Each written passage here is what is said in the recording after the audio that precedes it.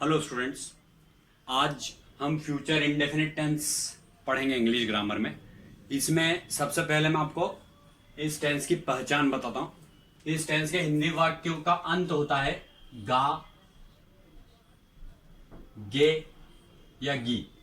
आखिरी में वाक्य के अंत में गा आता है, गी आता है या गे आता है। गा गे गी से वाक्यों का अंत होता है।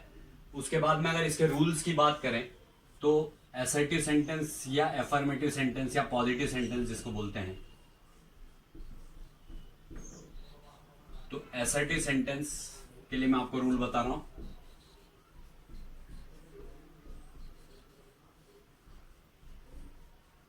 इसमें दो हेल्पिंग वर्ब यूज होते हैं, शैल और विल। तो अगर सब्जेक्ट आई या वी है तो इसके साथ में शैल लगता है प्लस वर्ब का फर्स्ट फॉर्म प्लस ऑब्जेक्ट।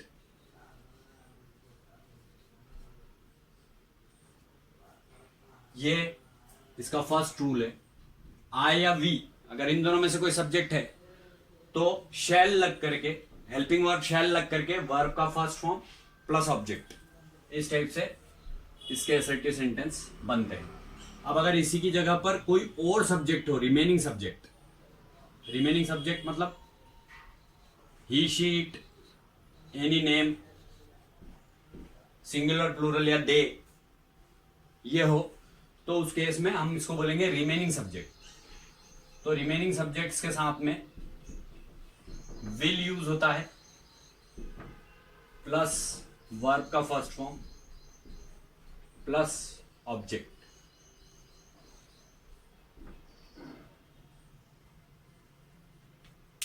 जैसे अब इसमें मैं एक सेंटेंस बनाता हूं कि हम गाना गाएंगे, तो we shall sing a song, इस टाइप से होगा और लास्ट में full stop, we shall sing a song. अब अगर इसकी जगह, हम की जगह मान लो वह गाना गाएगा, ऐसा होता तो he will sing a song, he will sing a song. तो पहले वाले में जैसे मैंने वी के साथ में बनाया तो we shall sing a song.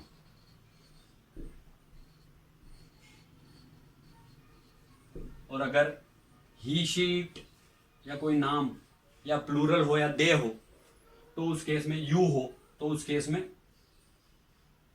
You के साथ में विल लगता है, ही के साथ में भी विल लगेगा, तो he will sing a song. ये मैंने असर्टिव सेंटेंस के लिए बताया आपको। अब अगर इसकी जगह पर निगेटिव सेंटेंस हो तो उस केस में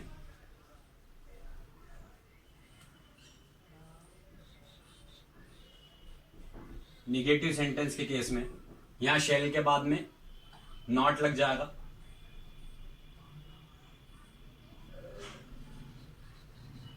फिर वर्ब का फर्स्ट फॉर्म लगेगा और लास्ट में ऑब्जेक्ट। तो ये हेल्पिंग वर्ब शैल, इसके बाद नॉट, तो यहां पर ये जो सेंटेंस बनेगा we shall not sing a song हो जाएगा।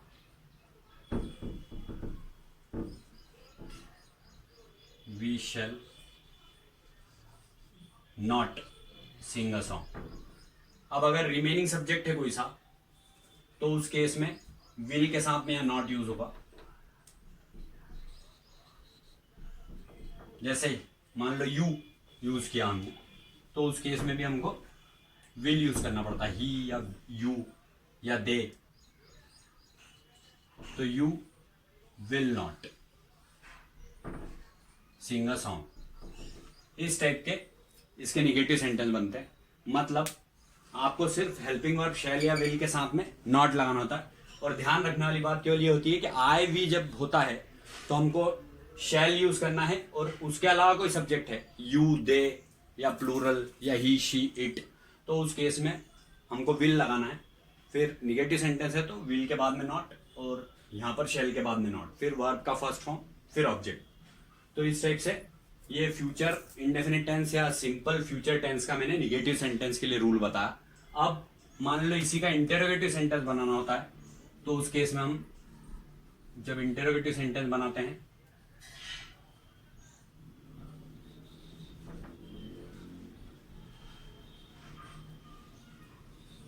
तो इंटेरोगेटिव सेंटेंस में ये शैल यहां से हट जाएगा, ये स्टार्टिंग में यूज होगा। तो shall plus I oblique we plus verb का फर्स्ट फॉर्म प्लस ऑब्जेक्ट। तो इसका सेंटेंस भी अगर हम यहां पे बनाएंगे तो ये इस टाइप से बनेगा, shall we sing a song, इस टाइप से सेंटेंस बनेगा। और अगर इसकी जगह पर रिमेनिंग सब्जेक्ट है कोई सा और, तो ये जो विल है ये रिमेनिंग सब्जेक्ट से पहले आ जाएगा, यहां स्टार्टिंग में यूज कर लेंगे इसको, will second rule, will plus remaining subjects plus verb का फर्स्ट फॉर्म प्लस ऑब्जेक्ट। और ये हमको ध्यान रखना होता है कि इसके बाद में क्वेश्चन मार्क आता है क्योंकि ये इंटरोगेटिव सेंटेंस है। तो इस केस में यू वाले केस में हमको यहां पर विल यू यूज करना पड़ेगा, will you sing a song, इस टाइप से इसका सेंटेंस बनता है और लास्ट में यहां क्वेश्चन मार्क आ जाता है।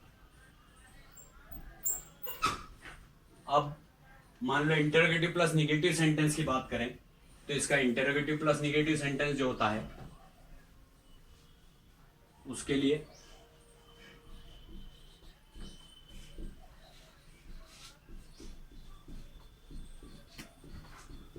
तो इस टेंस के सेंटेंस में ये shall as it is use होता है।